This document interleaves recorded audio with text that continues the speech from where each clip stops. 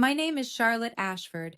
I'm 32 years old, and last Christmas, my parents booked a $45,000 family vacation for everyone except me. Instead of a plane ticket to Aspen, my mother left me a note on the kitchen counter. Water the plants, feed the dog, pick up our dry cleaning. I found that note next to the receipt.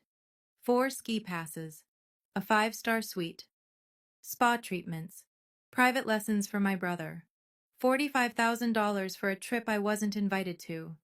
That was the moment I stopped being their unpaid servant. I stopped watering. I stopped cleaning. And I started planning. 3 weeks later, at their New Year's brunch, 40 guests, champagne flowing, I handed them a document that made my mother collapse into her chair. Before I continue, please like and subscribe, but only if this story resonates with you. Tell me in the comments, where are you watching from right now? Now let me take you back to December 15th, the day I found that receipt. I was sitting at the kitchen table, laptop open, spreadsheets glowing on the screen, working from home, or rather, working from my parents' home, the house I'd lived in my entire life. The basement, specifically. But we'll get to that. Mom walked in without knocking. She never knocked. She placed a piece of paper next to my laptop and tapped it twice with her manicured nail. We're leaving for Aspen tomorrow. Here's what needs to be done while we're gone. I looked at the list. Water the orchids, feed Molly, pick up dry cleaning, shovel snow if there's a storm, accept any packages. What time should I be ready tomorrow? I asked. She looked at me like I'd spoken another language. Ready? Charlotte, someone needs to stay and watch the house. She smoothed her blouse. You know Tyler can't miss this. He's bringing Emma to meet the family. Tyler, my 28-year-old brother, the one who got his college tuition paid in full, $180,000, the one who got a BMW for his 21st birthday, the one whose Manhattan apartment rent, $3,200 a month, showed up on our parents' credit card statement every single month. I didn't go to college. Mom said it wasn't practical for girls, said I should learn something useful at home instead. So I learned to cook, to clean, to keep my mouth shut. Okay, I said, just like I always said. Mom nodded, already walking away. Oh, and the orchids need distilled water. Don't kill them like last time. She disappeared upstairs, and I sat there staring at that list. Something was different this time. I just didn't know what yet. That night, I sat on my bed in the basement. No windows. Just concrete walls painted a cheerful yellow that fooled no one. Molly lay beside me, her golden fur warm against my leg. She was 12 now, gray around her muzzle, slower on the stairs. She'd been my birthday present. The one good thing I got when I turned 20. I still had the registration papers somewhere, my name on the line, Charlotte Ashford, owner. Molly whined softly and pressed her head against my hand. I know, girl, I whispered. I know. My laptop pinged. An email notification. I almost ignored it, but something made me click. It was a forwarded message. Mom had sent it to Dad and accidentally CC'd me. The subject line read, FWD, booking confirmation, Aspen Mountain Resort. I opened it. 4 guests. December 18th through the 28th. And attached the receipt. $45,000, ski passes, the presidential suite, spa packages, private ski lessons for Tyler. I read the number 3 times, then I looked around my basement room. The second-hand mattress. The desk I'd found on the curb 6 years ago. The single lamp that flickered when the heat kicked on. I thought about Grandma. About the 5 years I spent taking care of her, feeding her, bathing her, sitting with her through the long nights when she couldn't sleep. All the way until the end. Mom had said, family doesn't pay family. But Tyler got $500 a week to help Dad with the yard work last summer. Molly nudged my hand again. I opened a new browser tab and typed 4 words, how to check credit report. Something had shifted inside me. and there was no going back. The free credit report took 3 minutes to generate. It took me 20 minutes to stop shaking.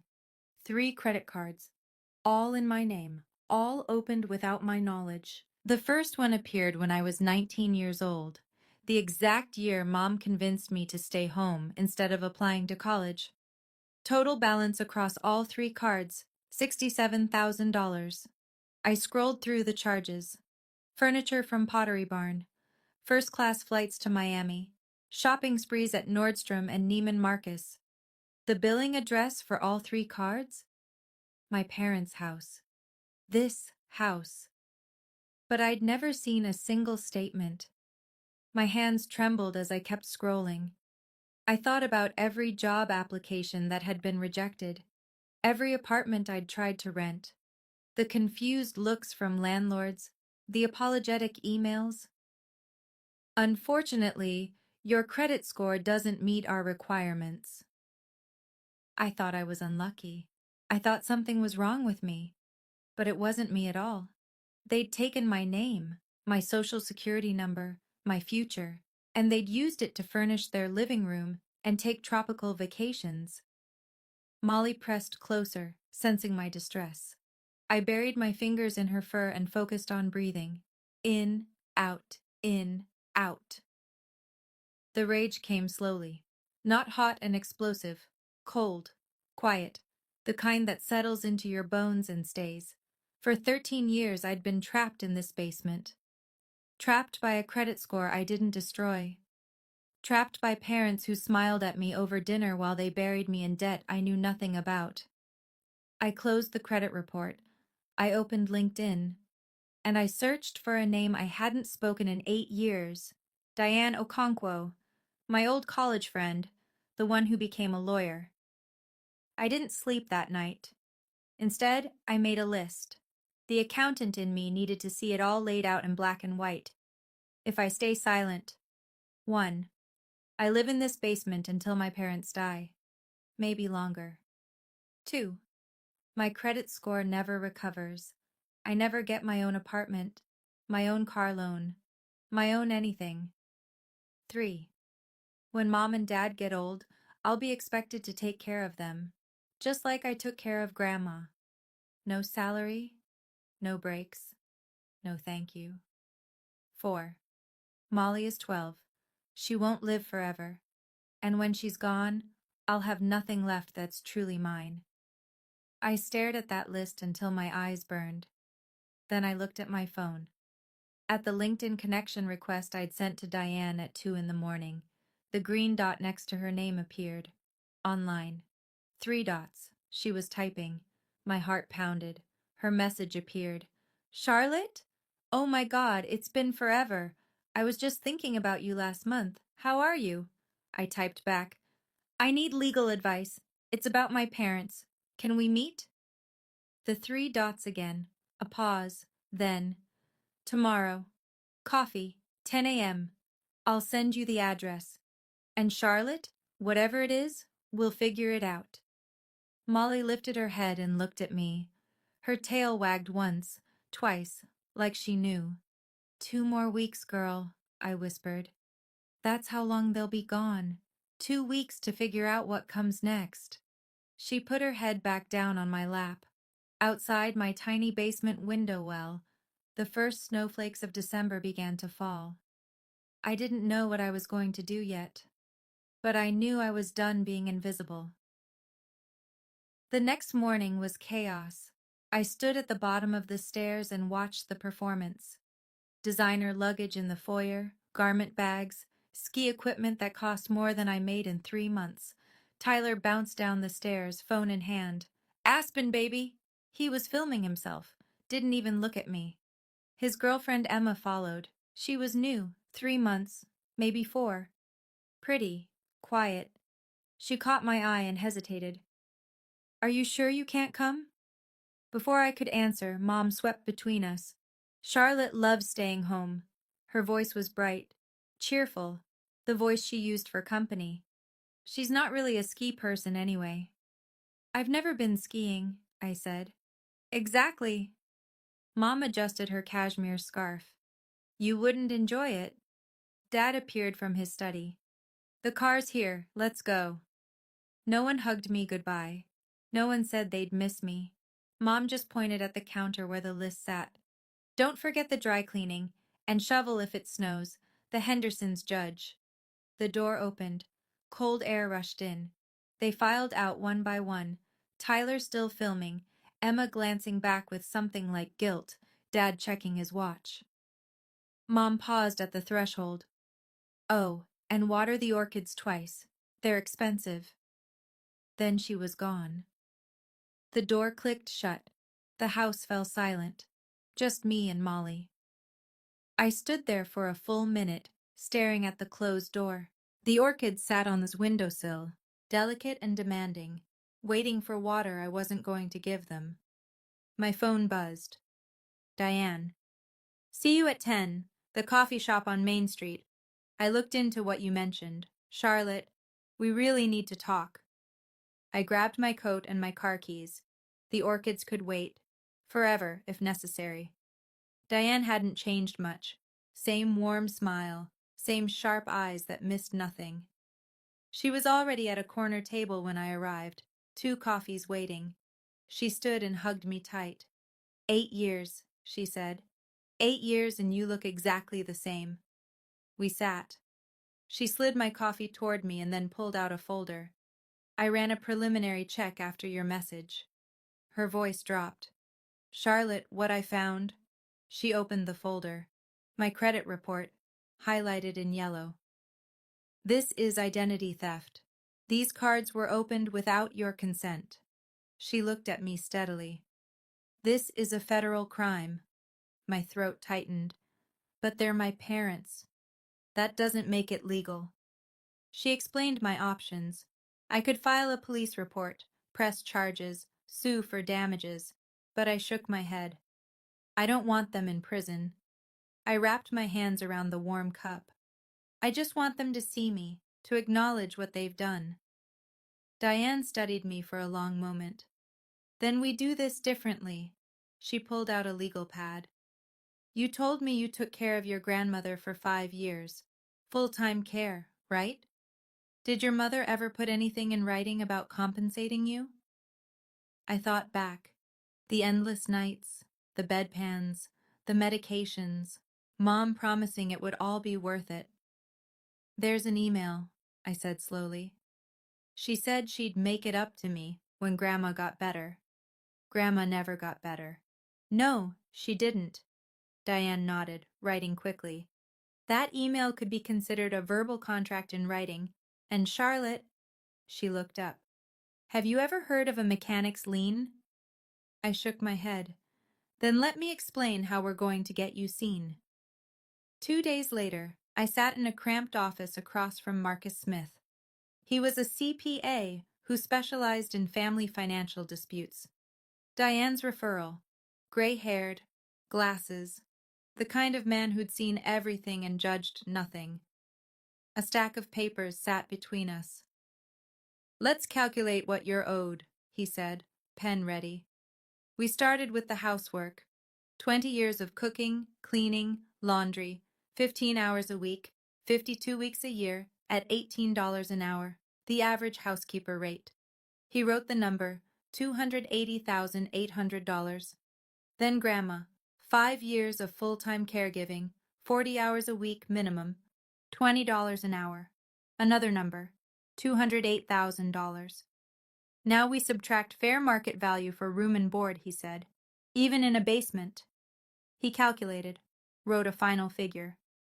We deduct approximately $102,000. He circled the bottom line. Your total? $386,800. I stared at the number. That can't be right. It's actually conservative. He adjusted his glasses. I didn't include overtime, holiday work, or the emotional labor of end-of-life care. Diane leaned forward. And that's before the $67,000 in credit card debt. Marcus flipped to another page. Speaking of which, I found something else. One of those cards is still active. What? Someone made a purchase 3 weeks ago, a spa treatment in Miami. I felt the floor tilt. They're still using it? Still using you. Marcus closed the folder. Charlotte, your parents didn't just exploit your past. They're exploiting your present. Diane touched my arm. We can stop this. We can make them see. But only if you're ready. I thought about the orchids dying on the windowsill. I thought about Molly, waiting for me at home. I'm ready. That night I went hunting. Not for evidence, for proof. I pulled out the cardboard box I kept under my bed, the one labeled Charlotte's stuff in faded marker. Everything I owned that mattered fit inside it. First I found Molly's papers, the registration certificate from the county, her name, my name, our address. Owner, Charlotte Ashford. I photographed it, saved it to the cloud, emailed a copy to Diane. Then I kept digging. Beneath old birthday cards and a dried corsage from prom, I found it. A printed email from 2019, the year Grandma's health took its final turn. Mom's words stared back at me. I know this is a lot to ask, but family takes care of family. When Mom gets better, we'll make it up to you. I promise. We'll figure out something fair. Grandma died 14 months later. Nothing was ever figured out. Nothing was ever fair. I photographed that too. Then I sat back on my bed and looked around the basement. 10 years I'd lived here. 10 years of hand-me-down furniture and borrowed dreams. The walls felt smaller than ever. I started packing. It wasn't hard. I didn't have much. Clothes, books, laptop, the box of important papers. Every day while they were gone, I moved a little more to the storage unit I'd rented across town. By day 5, the basement looked almost normal. By day 8, it was hollow. Molly watched me with wise old eyes. Almost there, girl, I told her. Almost free. My phone buzzed. A text from Tyler. This place is insane. You'd hate it anyway. Too cold. LOL. He included a photo. The 4 of them on a ski lift, mountains behind them, matching white jackets. I didn't reply. Some messages don't deserve answers. Diane knew someone. Her college roommate had a rental property, a studio apartment above a bookstore downtown. Small, but clean, bright. She won't run a credit check, Diane said. I vouched for you. I signed the lease on December 22nd, paid first and last month's rent from my savings, the small account I'd managed to build from my remote accounting work. The studio had 1 room, a tiny kitchen, and a bathroom the size of a closet. It also had 3 windows. Actual windows, with actual sunlight. I stood in the middle of my new empty apartment and cried. For the next 6 days, I lived 2 lives. At my parents' house, I kept up appearances, let the mail pile up, ignored the orchids, but I did not neglect Molly. Every morning she ate, every evening she walked. She was mine. She'd always been mine. The dry cleaning stayed at the cleaners. The snow piled up unshoveled on the front walk. Let the Hendersons judge. On December 27th, Mom called from Aspen. Charlotte, Mrs. Henderson said she hasn't seen you outside in days. Is everything okay? Everything's fine, Mom. I kept my voice neutral. Just been busy with work. Well, make sure you clear the driveway before we get back. Your father hates when... Got it. Enjoy the rest of your trip. I hung up before she could say more. That night, I moved the last of my things. Just my toiletries, my pillow, and Molly's favorite blanket. I stood in the empty basement one final time.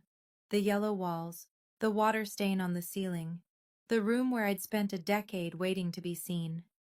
Goodbye, I whispered to no one. Then my phone buzzed.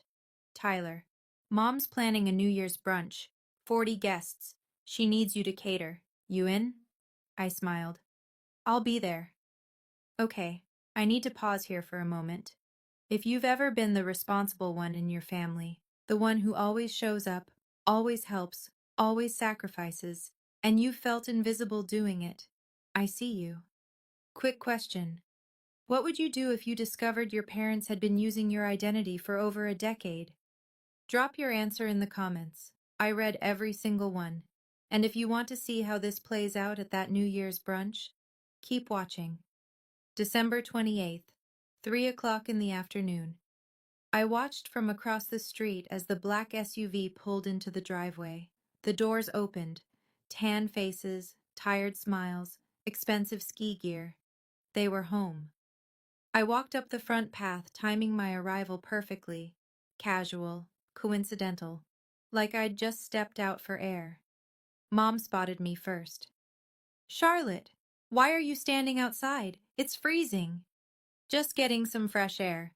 Tyler pushed past without a word, dragging his luggage upstairs. Dad nodded once and disappeared into his study. Same as always, same as ever. Mom walked inside and stopped. She stared at the orchids on the windowsill. Brown, wilted, definitely dead. "Charlotte," her voice sharpened. "What happened to my orchids?" "I didn't water them." "You—" She turned to face me. "And the dry cleaning? Please tell me you picked it up." "I didn't." The silence stretched between us like a wire about to snap. "I asked you to do 3 things. 3 simple things." "I was busy." Her mouth opened, closed, opened again. Before she could unleash whatever was building behind her eyes, Dad's voice echoed from the study. "Linda, where's the Amex statement? I need to check something." She shot me a look that promised this wasn't over. "We'll talk about this later." She swept past me toward the study. I exhaled. Then I walked downstairs to the basement, just to see, empty, clean, no trace of me except the yellow walls and the faint smell of cleaning solution. Mom hadn't noticed. She hadn't even looked. Upstairs, Molly's nails clicked on the hardwood floor. She found me at the basement door and pressed her head against my leg. 2 days, I thought. 2 more days until the brunch. Then they would finally see. December 30th. Mom called me into the living room like a general summoning a soldier. She held a clipboard. 2 pages. Her handwriting in perfect cursive. "New Year's brunch. 40 guests. Here's the menu." I took the pages. Eggs Benedict. Smoked salmon on brioche. 3 types of quiche. Fresh fruit displays. Mimosa bar. Homemade pastries. "You want me to cater for 40 people?" I kept my voice even. "By myself?" "What else do you have to do?" She didn't even look up. "You work from home." From the study, Dad's voice carried. "Your mother and I are hosting important people. Colleagues. The Hendersons. The Morgans. This needs to be perfect, Charlotte." "I thought this was a family brunch." Mom smiled, the patient smile she used when explaining something obvious to a child. "It is family. And your family. Family helps." Footsteps on the stairs. Tyler appeared, phone in hand. "Hey, Mom, can Charlotte make those little quiche things? Emma loves those." Mom brightened. "Of course, sweetie." She turned to me. "Add mini quiches to the list. The spinach ones. And maybe those bacon-wrapped dates?" Tyler was already walking away. "Those were good last time." "Charlotte, write that down." I stood there holding the clipboard. 2 pages of demands, 40 people to feed, a kitchen to run single-handedly. "What time do you need everything ready?" "Guests arrive at 10, so you should start prep around 5 a.m. Mom checked her phone. "I have a hair appointment at 8, so I won't be able to help. You understand?" I understood perfectly. "I'll be here," I said. She patted my shoulder like I was an obedient dog. "I knew I could count on you." She walked away, and I smiled at her back. 40 guests. Perfect. I wanted witnesses. New Year's Eve, 11 o'clock at night.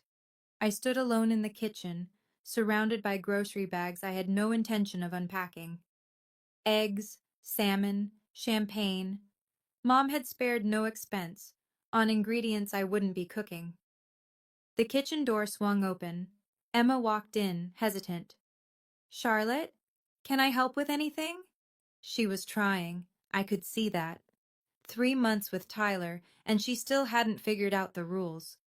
Before I could answer, Mom appeared behind her. Emma, sweetie, you're a guest. The warmth in her voice was almost convincing. Don't worry about the kitchen. Charlotte has it all under control. She put her arm around Emma's shoulders and guided her away, but not before turning to look at me. Oh, and Charlotte? Wear something appropriate tomorrow. Her eyes swept over my sweater. That's fine for down here, but we have company coming. Dad passed through, heading for the liquor cabinet. Food ready by 10. The Hendersons are always punctual. Will Aunt Patricia be there? I asked. Mom's expression flickered. Just for a moment. Yes, unfortunately. She examined a champagne bottle. Just ignore whatever she says. You know how she is. How she is? Dramatic. Always stirring up trouble. I thought about Aunt Patricia, Dad's sister, the one who'd always looked at me with worried eyes at family gatherings, the only one who'd ever asked, "Are you okay, honey? You seem tired." I'll keep that in mind, I said. Mom nodded, satisfied, and swept out with Emma in tow. I looked at the clock. 12 more hours. The manila envelope was already in my car, the paperwork signed, the lien filed. All that remained was the delivery. I turned off the kitchen light and went to spend one last night in my new apartment. Molly was waiting. January 1st, 8 in the morning. I wasn't there when Mom came downstairs expecting to find me at the stove, but I heard about it later, from Aunt Patricia. Mom walked into the kitchen, empty, cold, no food prep, no Charlotte. She called my name, then called it louder, then screamed it. She ran to the basement, threw open the door. Nothing, no bed, no desk. No clothes, just bare walls and the echo of her own voice. Molly was gone too. Mom's panic was immediate. She called Dad, called Tyler, called my phone 16 times. I didn't answer. By 9:30, Mom had ordered emergency catering from the most expensive restaurant in town. Triple the price for holiday rates. She was setting out store-bought pastries when the doorbell rang. Aunt Patricia, an hour early. I thought I'd help set up. She told me later what she saw. Linda's hands shaking, Richard pacing by the window, Tyler asking, "Should we cancel?" "We're not canceling anything," Mom hissed. "I've spent weeks planning this. Charlotte is she's being dramatic. She'll show up." Guests began arriving at 10. The Hendersons, the Morgans, colleagues, old friends. 40 people filling the living room with small talk and champagne. Someone asked about me. "Where's Charlotte? I've heard so much about her." Mom's smile didn't waver. "She's not feeling well, resting upstairs." It was 10:45 when the doorbell rang again. Dad frowned. "We're not expecting anyone else." He opened the door. I stood on the porch, not in an apron, not in the kitchen, not invisible. I wore a black blazer, pressed slacks, my hair pulled back, in my hands a manila envelope, and beside me, tail wagging, was Molly. "Hello, Dad." My voice was steady. "I'm here for the brunch." The room went quiet. 40 pairs of eyes turned toward the door, toward me. Mom recovered first. She always did. She crossed the room with her hostess smile firmly in place. "Charlotte, sweetie," her voice carried for the audience. "We were so worried. Are you feeling better?" She reached for my arm. I stepped back. "I'm fine, Mom. Never been better, actually." Dad closed the door behind me, his face tight. "Where have you been? And why did you take the dog?" "Molly is my dog." I kept my voice calm, factual. Her registration has always been in my name. "Charlotte, this isn't the time," Mom started. "Actually," I said, "this is the perfect time." I felt the room's attention sharpen. Mrs. Henderson leaned in. Mr. Morgan set down his champagne glass. In the corner, I spotted Aunt Patricia. She stood near the fireplace watching me with an expression I couldn't quite read. Not worried, not confused, hopeful. I have something for you, I said. Both of you. I held up the manila envelope. Dad's jaw tightened. Whatever this is, we can discuss it privately. I've been private for 32 years. I met his eyes. I think it's time for some transparency. Tyler rose from his seat by the window. Sis, what are you doing? You're embarrassing Mom and Dad. I turned to him, my brother, the golden child, the one who'd never had to fight for scraps of attention. I'm not here to embarrass anyone, Tyler. I opened the envelope's clasp. I'm here to be seen. Mom's smile was cracking. Dad's hands were clenched at his sides. The room held its breath, and I pulled out the papers that would change everything. I handed the papers to Mom. Her hands were steady when she took them. They weren't steady for long. She scanned the first page. The color drained from her face. What is this? It's an invoice. I clasped my hands in front of me. For 20 years of unpaid domestic labor, housekeeping, cooking, cleaning, caregiving for Grandma, all calculated at fair market rates. Dad snatched the papers from her. His eyes darted across the numbers. This is ridiculous. $387,000? I rounded down, actually. Whispers rippled through the room. I heard fragments. Did she say unpaid? How much? For cooking and cleaning? Mom's voice turned shrill. We're your parents. We gave you a home. You gave me a basement. I didn't raise my voice. I didn't need to. No windows. For 10 years. Dad was still reading. This is absurd. We'll never pay. Turn to page 3. His face shifted. Whatever he saw there made him go pale. You put a lien on our house? The whispers became murmurs. Someone gasped. A mechanic's lien, I confirmed. For services rendered. I have documentation, including an email from you, Mom, promising to compensate me for taking care of Grandma. Mom clutched the arm of a chair. That wasn't... I didn't mean... You never do. I nodded toward the papers. Page 4. Dad turned the page. Mom read over his shoulder, and then she sat down, hard. That's my credit report, I said loudly enough for everyone to hear, showing 3 credit cards opened in my name, without my consent, $67,000 in debt I knew nothing about. The room went dead silent. Identity theft, I said. A federal crime. Dad opened his mouth, closed it, opened it again. For the first time in my life, he had nothing to say. Okay, this is the moment. Charlotte is standing in front of 40 people, about to see the consequences of her 20-year silence finally hit her parents. If you're on the edge of your seat right now, hit that like button. It really helps the channel. And I'm curious, do you think what Charlotte's about to hear is the apology she deserves? Or will her parents double down? Let me know in the comments. Now, back to the brunch. The silence broke when Aunt Patricia stepped forward. Her heels clicked against the hardwood floor. Every head turned to follow her. Charlotte is telling the truth. Mom's head snapped up. Patricia, stay out of this. I've stayed out of it for 20 years. Patricia's voice didn't waver. I watched you treat this girl like a servant, Linda. I watched you fund Tyler's entire life, while Charlotte couldn't even go to community college. Dad stepped toward his sister. This is not your concern. It is my concern. Patricia crossed her arms. Because I'm the one who paid for Charlotte's accounting certification 3 years ago, behind your backs. I stared at her.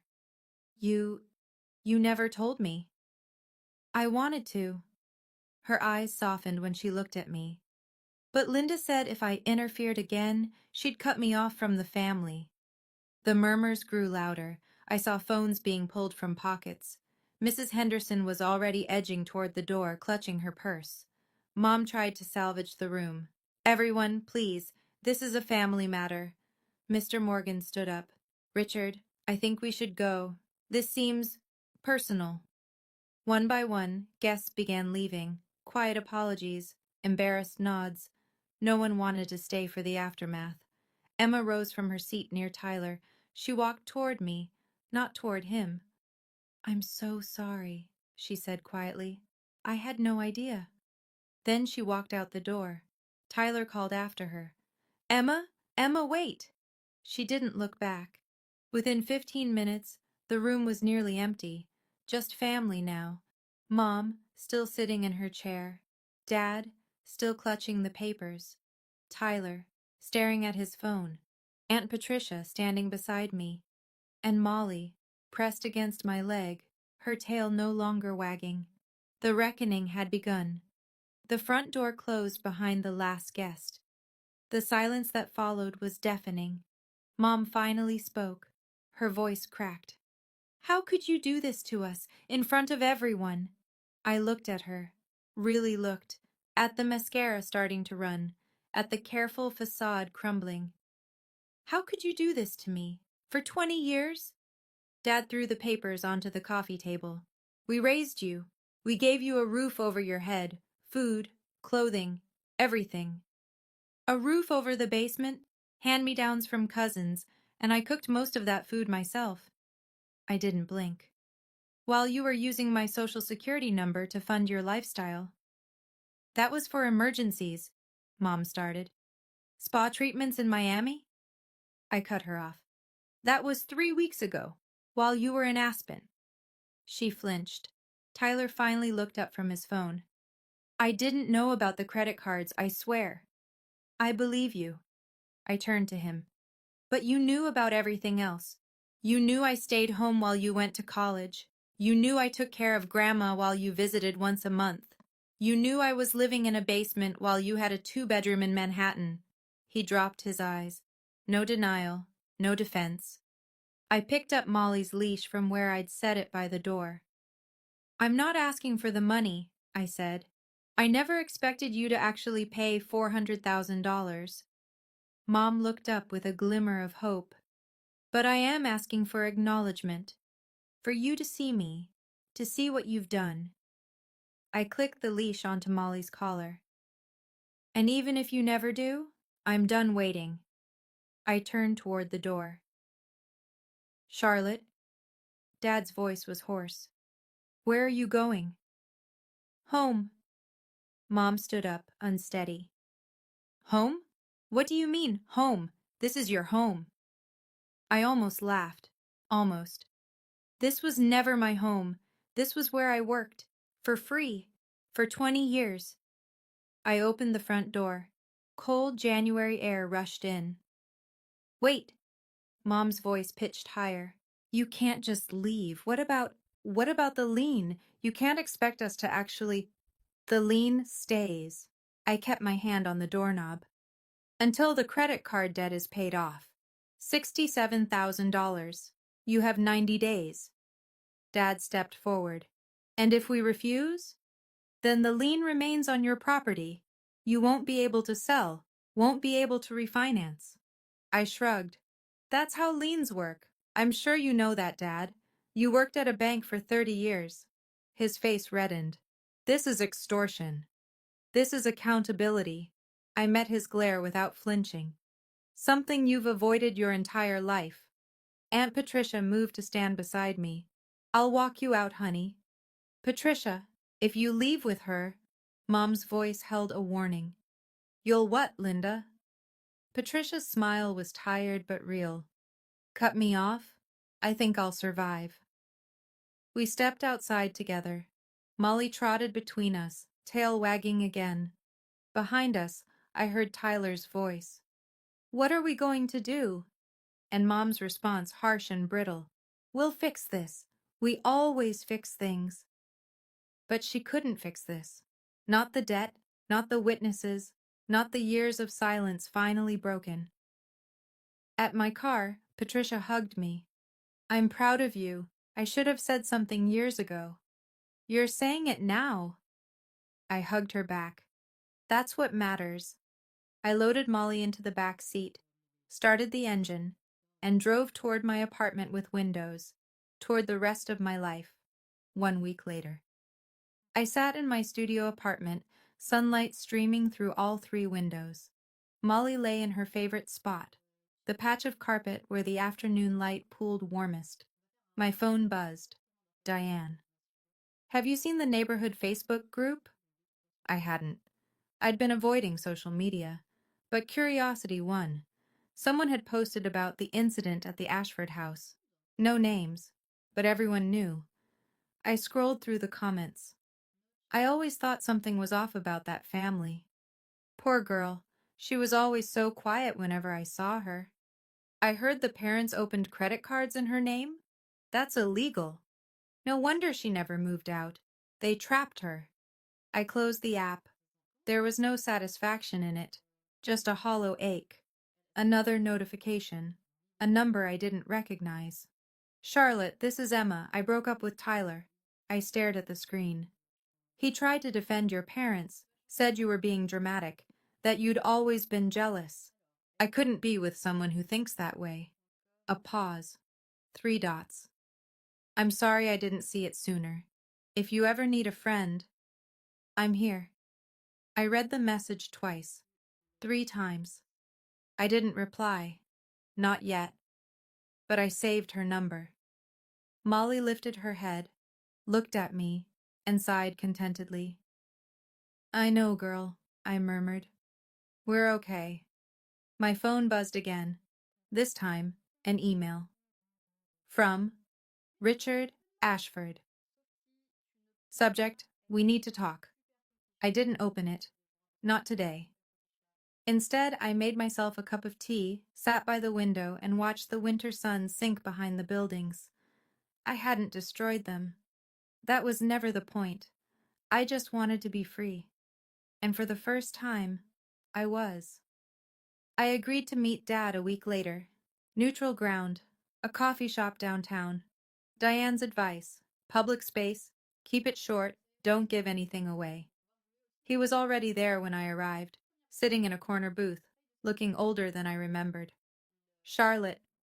He half rose, then sat back down when I didn't move to hug him. I slid into the opposite seat. You wanted to talk. Your mother is devastated. I waited. She hasn't slept, won't eat. The neighbors keep asking questions. Is she devastated about what happened? Or about what people think? He didn't answer. That was answer enough. We'll pay off the credit cards, he finally said. Your mother's already arranging the transfer. Good. But the lien, he leaned forward. That goes too far, Charlotte. We're your parents. Parents who used my social security number when I was 19. Parents who let me believe I was worthless for a decade. I kept my voice level. Parents who took a $45,000 vacation and left me a chore list. He flinched. We thought you were happy. You never complained. Because every time I tried, you made me feel guilty. I quoted his own words back to him. After everything we've done for you, what exactly did you do for me? He stared at his coffee. Silent. I stood up. The lien stays until the debt is cleared. After that, I'll have it removed. Wait, his voice cracked. Your mother wants to see you. I paused. I know, I said, but I'm not ready. Maybe I never will be. I walked out, didn't look back. The January wind was cold on my face, but the sun was bright, and for the first time in 32 years, I could breathe. 2 months passed. The notification arrived on a Tuesday. A deposit into my bank account. $67,000. I called Diane. They paid it. All of it? All of it. She was quiet for a moment. How do you feel? I looked out the window. Sun on snow. Molly snoring on her bed. Relieved. Sad. Both. The consequences rippled outward. I heard about them from Aunt Patricia during our weekly dinners. Mom had resigned from her social club. For health reasons. Dad stopped attending the community board meetings he'd chaired for a decade. Tyler lost his job. Unrelated. Just bad timing. But he blamed me anyway. In a text I didn't respond to. The lien was removed. Clean. Official. Done. My credit score started its slow climb upward. Diane said it would take a year, maybe more. But it was moving. For the first time in 13 years, it was moving in the right direction. I got a raise at work, a small one, but it felt like a vindication. Aunt Patricia brought me a plant for my windowsill, a jade succulent. "These are impossible to kill," she said, "even for people with black thumbs." We laughed. It felt good to laugh. One evening, my phone buzzed, a text from Tyler. "I'm sorry for everything. Can we talk sometime?" I stared at the message, at the tiny crack in the wall he'd spent years building. I typed back, "Not yet, but maybe someday, when you're ready to actually listen." He responded with a single word. "Okay." Progress. Microscopic maybe, but real. Molly lifted her head and looked at me with those wise old eyes. "We're getting there, girl," I told her. She wagged her tail once. We were getting there. 6 months after the brunch. I'd upgraded to a larger apartment. Same building. Same landlord who believed in me before my credit score did. This one had a balcony. Molly and I sat there on summer evenings, watching the sun set behind the city skyline. She was slower now, more gray around her muzzle, but content. The letters from Mom kept coming. 1 a week, sometimes 2. I read them all. "I don't understand why you're doing this. We miss you so much. When are you coming home? Why won't you answer us?" Not once, not in 6 months of letters, not a single "I'm sorry," not a single acknowledgement that she'd done anything wrong. I folded each letter carefully, stored them in a box I kept in my closet. Evidence, maybe, or just proof that I wasn't imagining things. Aunt Patricia visited every weekend. We cooked dinner together. She told me stories about my mother as a young woman, before the bitterness set in. "Your grandmother compared us constantly," Patricia told me once. "Linda was never thin enough, never smart enough, never good enough. That doesn't excuse what she did." "No." Patricia's eyes were sad. "It doesn't, but it explains it." I thought about that a lot. About how hurt people, about how my mother's wounds became my wounds. I understood now, but understanding isn't forgiveness, and forgiveness isn't a requirement for healing. Molly pressed her head against my knee. "I know, girl." I scratched behind her ears. "I know." Some nights, I still dreamed about the basement, the yellow walls, the water stain on the ceiling, the feeling of being trapped. Then I woke up, to sunlight, to windows, to a life that was finally, fully mine. The knock came on a Sunday afternoon. I opened the door expecting a package. Instead, I found Tyler. He looked different, thinner, tired, a beard he hadn't had 6 months ago. "I didn't know where you lived," he said. "Patricia gave me the address. I hope that's okay." I stepped aside. "Come in." He walked past me, taking in the apartment, the sunlight, the plants on the windowsill. Molly lifted her head, tail wagging, and he crouched to pet her. "This is nice," he said. "Really nice." "It's mine." He nodded, straightened, shoved his hands in his pockets. "I was an asshole." The words came out rough. "My whole life. I didn't see it because it was easier not to see it." "I know. Mom and Dad want me to convince you to come back, to make peace." I waited. "I told them no." He met my eyes. "I told them they need to apologize first. Really apologize. Not their version of it. The real thing." Something loosened in my chest. Something I hadn't realized I'd been holding. "Thank you, Tyler. That means something." He moved toward the door, paused. "I'm trying to be better. It's hard." "I know." I offered him a small smile. But you're trying. That's more than they ever did. He left. I watched him walk down the hallway. My brother. A stranger I was, maybe, slowly, getting to know. I closed the door. Molly trotted over and pressed herself against my legs. I knelt down and wrapped my arms around her, felt her warmth, her heartbeat, 12 years of unconditional love. "We made it, girl," I whispered. "We're finally home." Outside my window, the summer sun poured in. I didn't burn bridges. I just stopped building them for people who never met me halfway. If you've made it this far, thank you. Truly. Here are a few things I learned from my experience. 1. Your labor has value. Don't let anyone, not even family, make you feel guilty for expecting recognition. 2. Setting boundaries isn't selfish. It's survival. 3. Sometimes the quietest person in the room has been carrying the heaviest secrets. If this story resonated with you, I'd love to hear your thoughts. Have you ever had to set a boundary with family? How did it go? Drop a comment below, like, subscribe, and check out the video in the description for another story about family, boundaries, and unexpected turns. Until next time, take care.